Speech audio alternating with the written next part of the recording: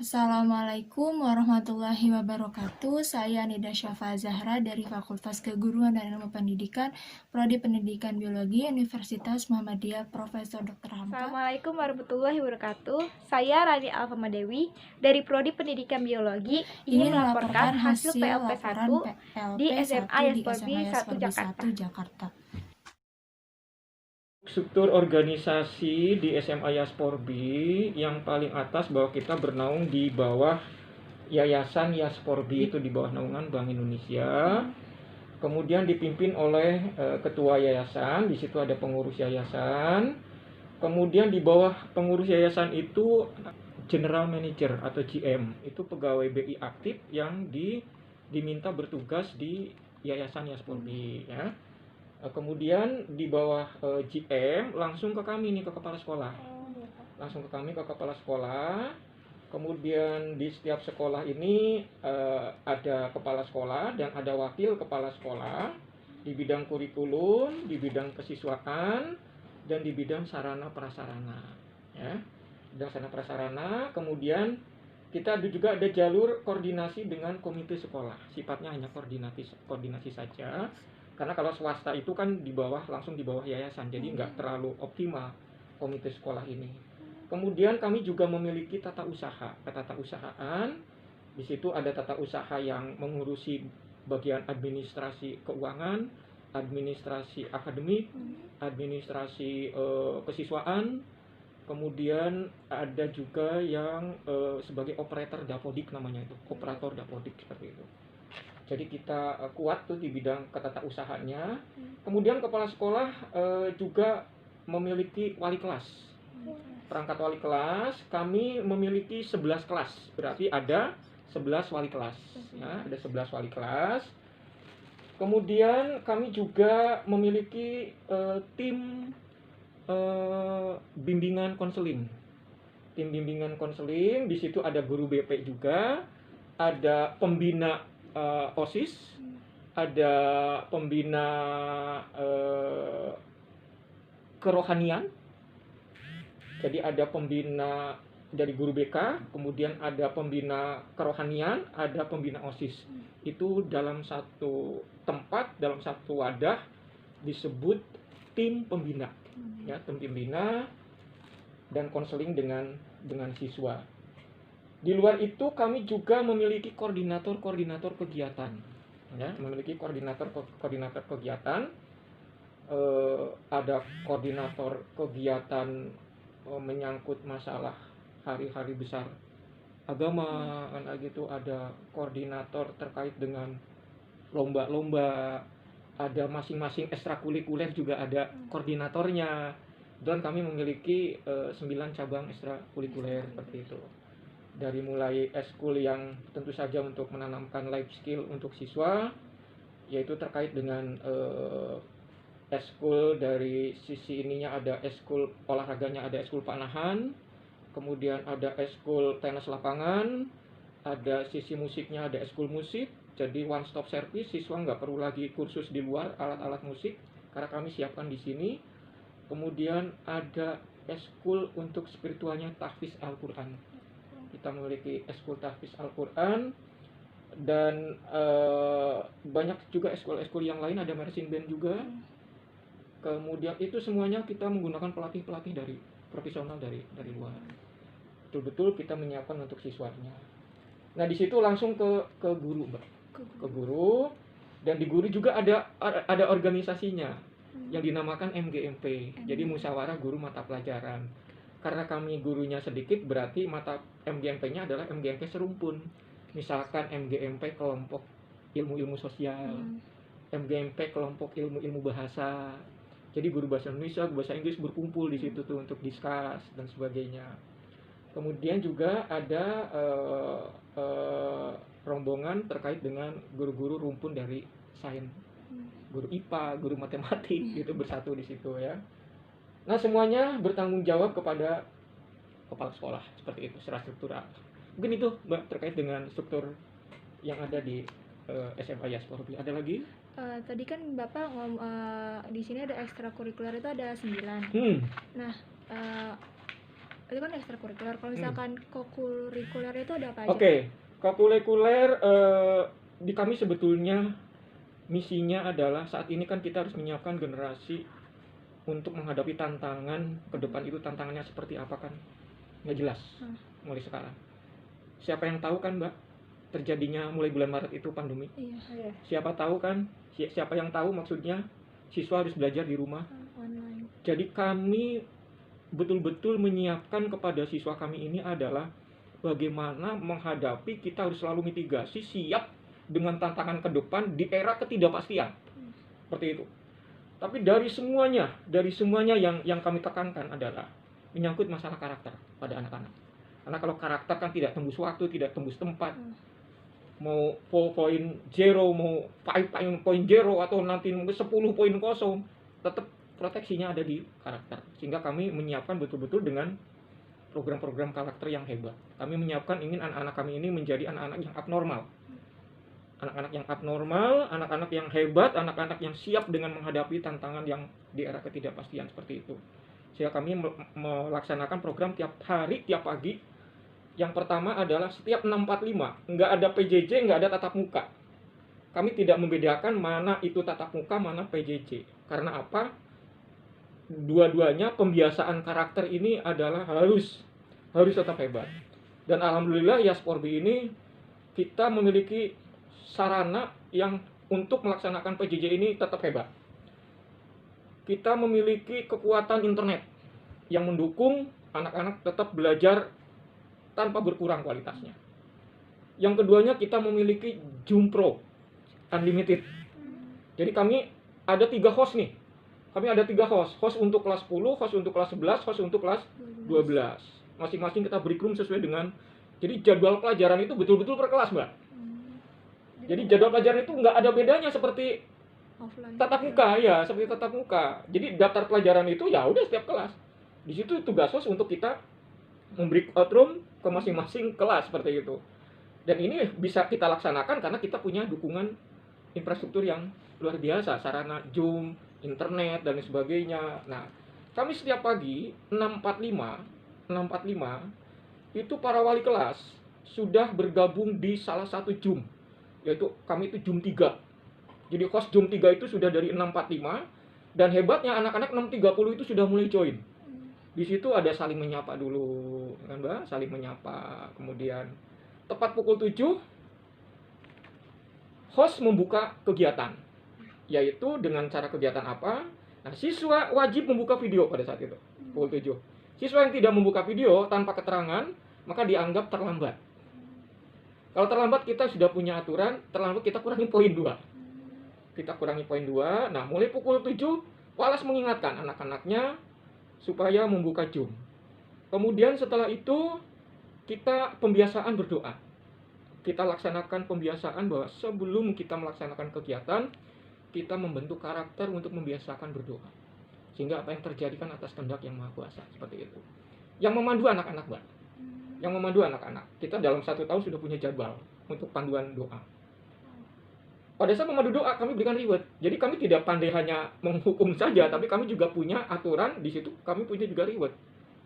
Apa-apa yang dilakukan anak positif kita berikan reward. Aturannya sudah jelas. Selanjutnya ada public speaking.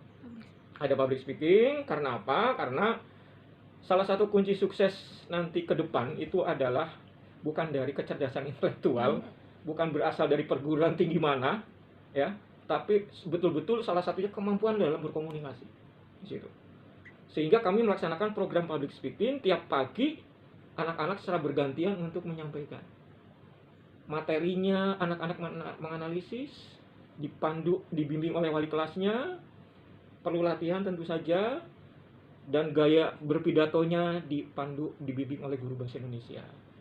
Jadi kami setiap pagi setelah dibuka doa dilanjut dengan public speaking. Setelah itu kepala sekolah menyampaikan briefing pagi atau juga menyampaikan motivasi, menyampaikan juga informasi-informasi sekolah kepada siswa. Yang salah satunya saat ini adalah pada saat pandemi tentu saja saya sebagai kepala sekolah adalah sebagai ketua gugus tugas COVID-19, di mana kami minta siswa sebagai garda yang paling depan sampai dengan vaksin belum ditemukan. Maka sederhana saja kita usahakan dua cara. Yang pertama adalah usaha langit tentu saja, karena COVID juga kan bikinan yang maha kuasa. Maka salah satunya adalah kita harus selalu berdoa dengan yang maha kuasa, jangan sampai lupa. Dan yang keduanya adalah tentu saja melaksanakan protokol kesehatan, jangan lepas masker, rajin cuci tangan. Sehingga kami pun kan tadi udah disiapkan di depan itu kan cuci tangan yang tidak harus disentuh. Dan kemudian yang lainnya, anak-anak membatasi aktivitas dengan social distancing.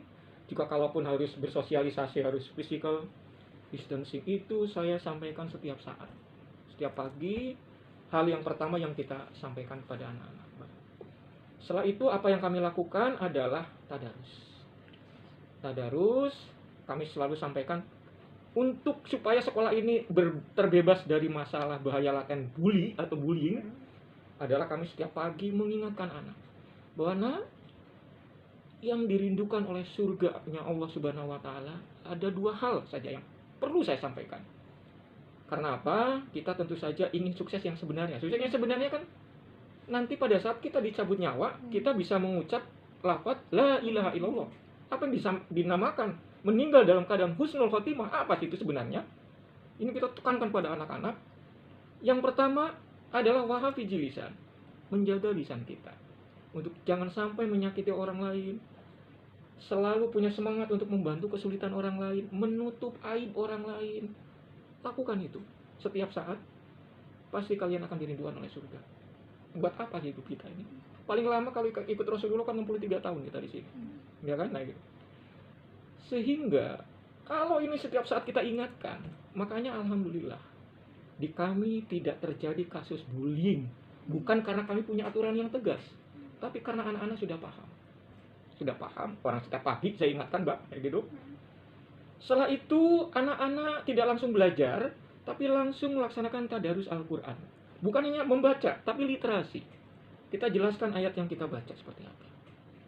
Sehingga barang siapa yang senantiasa kita melaksanakan talil Quran dengan tartil, memahami maknanya, kemudian melaksanakannya dalam kehidupan sehari-hari, itu juga yang kedua dirindukan oleh surga. Itu kita laksanakan. Dan insya Allah awal September kita sudah rencanakan, karena kita khatam Al-Quran. Setiap pagi berkumandang kita ayat-ayat suci Al-Quran di sekolah ini. Setelah itu yang Nasrani kebaktian, yang Muslim sholat duha. Mau PJJ, mau tatap muka di sekolah, itu kita laksanakan program itu, Mbak. Jadi kita tidak membedakan seperti itu. Berarti diwajibkan ya, Pak? Wajib. Harus didorong, harus wajib. Didorong wajib. Enggak guru, enggak semuanya, kita tadarus. Seperti itu, Mbak. Mungkin kalau orang tuanya yang nyuruh, susah. Tapi kalau udah program sekolah dan siswa wajib mengirim foto pada saat mereka melaksanakan tadarus, Pak. Dan pada saat tadarus pun Zoom videonya tidak boleh dimatikan. Jadi malah monitor terus gitu. Nah, terakhir, Mbak, kami belajar tetap hebat karena kami juga menggandeng ruang guru. Menggandeng dari ruang guru itu untuk memperkuat proses pembelajaran di SMA Yasporbi. Di ruang guru juga kan ada ruang kelas, ada ruang belajar untuk supaya anak bisa belajar mandiri, bisa guru juga melakukan pelatihan di situ. Memang tidak sedikit uang yang dikeluarkan oleh Yasporbi, tapi semata-mata ini memang untuk kehebatan, karena kami tidak ingin anak-anak yang biasa-biasa, kami juga tidak ingin memiliki guru yang biasa-biasa, yang salah satunya dikomandoi oleh Pak Sukamto, karena gitu sebagai ketua tim home learning di Yasporbi adalah Pak Sukamto. Dan kebetulan yang sudah tua adalah saya dan Pak Sukamto, karena gitu. Tapi sama Pak Kamto tuan juga saya, beda 1 tahun. Jadi itu proses pembelajarannya, Mbak. Terus kan sekarang lagi rata-rata kan pembelajaran online ya, Pak? Ya. Terus masih ada kayak upacara gitu nggak sih, Pak, kayak upacara online? Upacara kami laksanakan setiap hari Senin, karena kami juga ingin menanamkan karakter kebangsaan. Ingin menanamkan karakter-karakter untuk menghargai para pahlawan. Setiap hari besar, apalagi 17 Agustus, kami melaksanakan upacara. Kami masuk Zoom. Kemarin itu dari pukul 8 anak-anak wajib sudah join dengan sekolah. Kami hanya menggunakan satu Zoom, yaitu Zoom 3. Di situ kita siapkan acaranya. Pukul 8 sampai dengan pukul 8.15 pengabsenan. Jadi anak-anak diabsen semuanya dengan seragam dan sebagainya, kita sudah tentukan. 8.15 sampai 8.15 sampai 9.15 itu ceramah kebangsaan. Ceramah kebangsaan, kebetulan saya yang menyampaikan pada anak-anak. Setelah itu kemudian mengikuti live dari istana. Tepat pukul 10.15 dipandu oleh host dari Zoom kita, semuanya menghormat bendera seperti itu. Dan setelah itu dilaksanakan lomba virtual background. Jadi anak-anak itu tampil dengan virtual background yang masing-masing sesuai dengan kreasinya. Kita pilih 10 besar dan kita berikan apresiasi. Apresiasinya apa? Seluruh siswa yang menampilkan virtual background kita tambahkan poin 5. Karena kan kita bermain dengan poin, Mbak. Dengan poin. Yang tidak ikut upacara tanpa keterangan kita langsung kurangi poinnya juga 5. Seperti itu. Jadi semuanya saat ini ya bekerja seperti itu, Mbak. Seperti itu. Besoknya kita adakan lomba-lomba. Juga virtual dan tidak kalah serunya dan tetap bisa menumbuhkan karakter kebangsaan seperti itu. Kalau upacara tiap hari Senin kita upacara secara virtual. Berarti kita pakai seragam ya Pak? Ya, anak-anak sekali lagi tidak ada bedanya antara PJJ dengan belajar di sekolah. Tetap bangun, mulai bergabung, menggunakan seragam. Yang nggak pakai seragam kita kelihatan dari Zoom, kurangi. Bahkan Mbak, pada saat kita belajar tiba-tiba videonya mati tanpa ada pemberitahuan, kita langsung kurangi. Kaburnya zaman now adalah dengan mematikan video. Kalau kaburnya Mbak dulu kan lompat pagar, meninggalkan sekolah kan kayak gitu. Ini kita sampaikan, Mbak. Dan hebatnya di bawah komando Pak Kamto kita memiliki panduan PJJ, Mbak. Di mana semuanya sudah diatur dalam panduan PJJ. Seperti itu. Ya. Udah deh kayaknya tadi udah dijawab semua sama Bapak ya. Kalau khusus masalah biologi, Ke guru biologinya ada nggak Pak? guru biologinya work from home itu. Ini Pak, saya mau bertanya, kan dalam pembelajaran biologi kan ada cara struktur pembelajarannya. Kalau di kelas itu atau secara tidak tatap muka itu gimana sih cara pembelajaran anak-anak pembelajaran biologinya?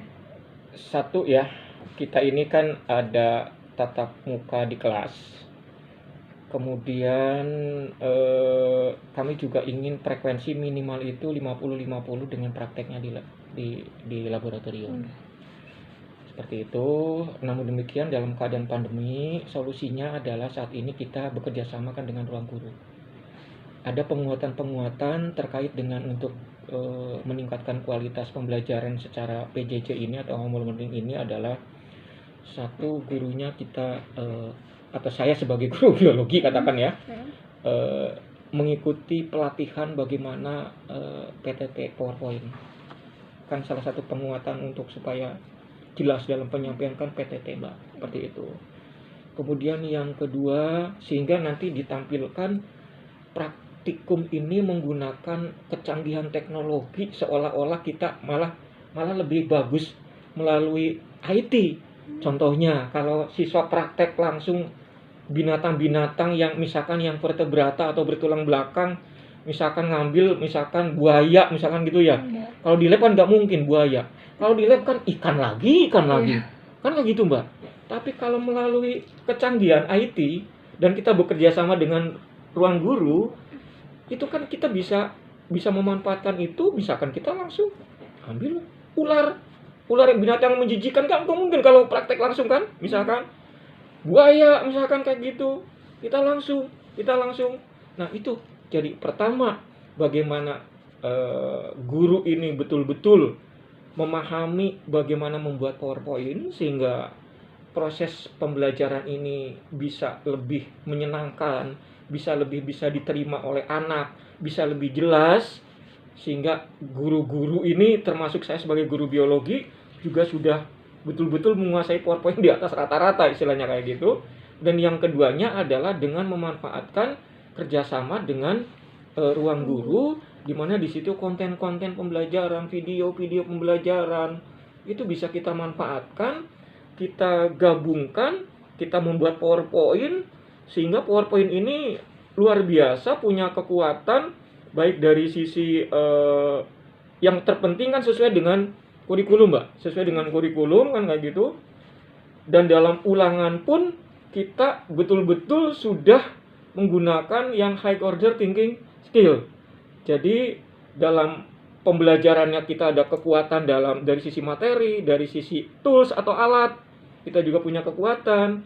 Kemudian pada saat evaluasi juga kita betul-betul bisa menggunakan soal-soal yang high order thinking skill yang sesuai dengan amanah dari standar isi atau SK dan KD-nya kurikulum, sehingga bukan lagi hafalan-hafalan yang dilakukan oleh anak-anak. Ini kaitannya masalahnya dengan perguruan tinggi negeri nanti tes, bukan dengan UNBK lagi, kan udah nggak ada UNBK kan saat ini, udah dihapus.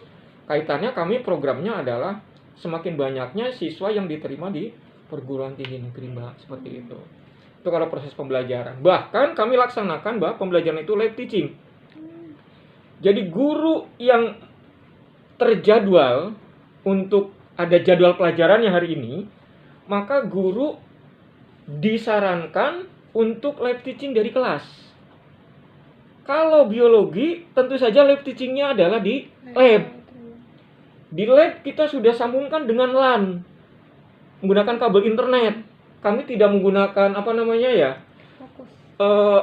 bukan tidak menggunakan wifi, tapi karena wifi itu rentan sekali gangguan cuaca dan sebagainya, tapi kami sambungkan semua ruangan, kita sambungkan dengan kabelan seperti itu, Mbak.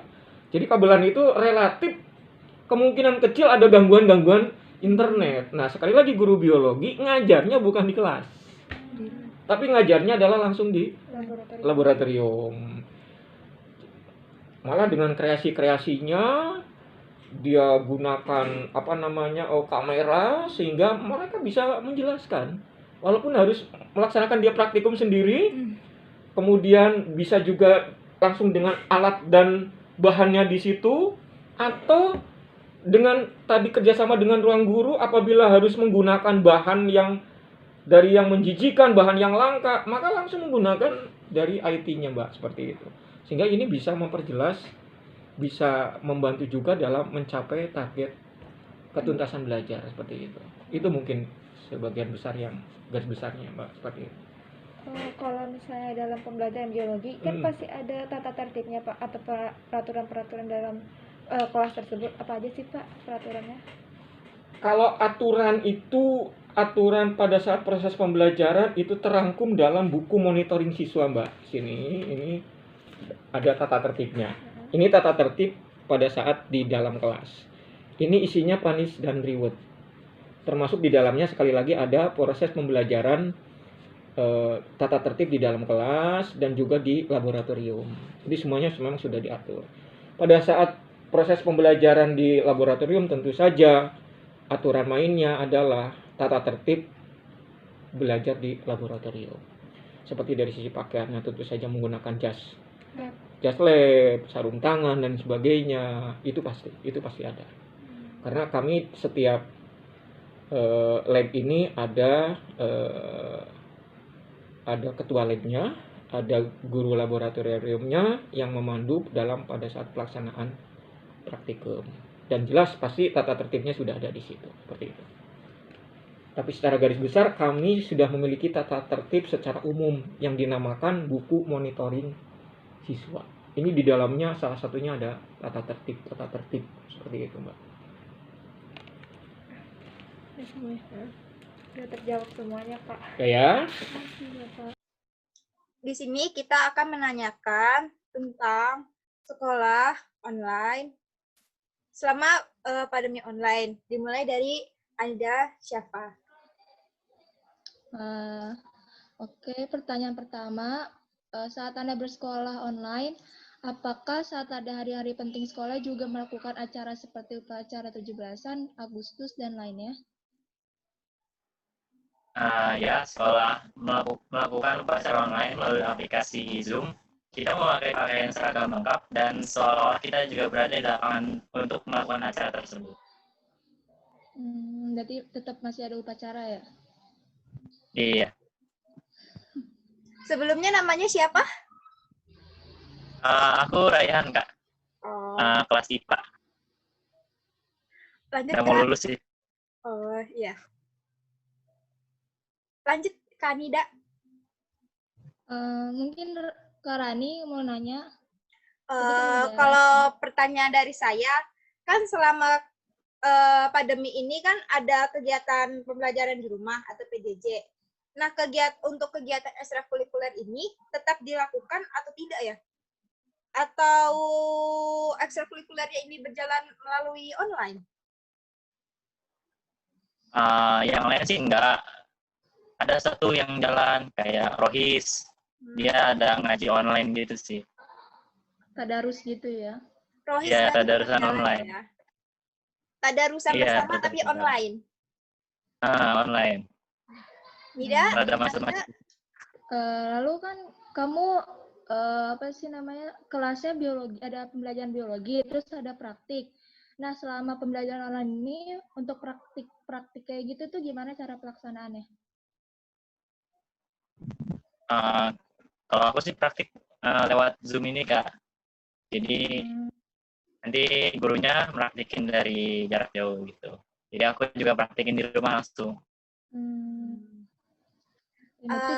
Pertanyaan terakhir nih ya dari kita, kan selama di sekolah itu kan ada peraturan. Selama kamu bersekolah Iya. itu peraturannya apa aja sih yang harus kamu taati di sekolah? Kalau di sekolah ya Sporbi ya, 15 menit sebelum bel sudah ada di kelas. Atribut sekolah harus lengkap, nggak boleh ada yang kurang, nanti dihukum gitu. Terus kalau lagi online gini, sama 15 menit di Zoom harus sudah rapi, pakaiannya juga lengkap. Jadi berarti tetap ya sama kayak sekolah ya? Iya. Nanti kalau ada yang kurang, telat login ke Zoom-nya, dikurangin poinnya gitu sih. Oke. Ada pertanyaan lagi untuk dari Kanida? Kayaknya udah semua deh ditanyain. Udah cukup. Oke, terima kasih atas waktunya, Raihan. Terima kasih kerjasamanya ya.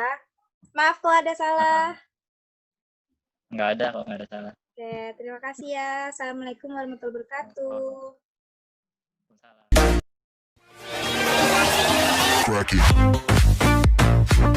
Salam.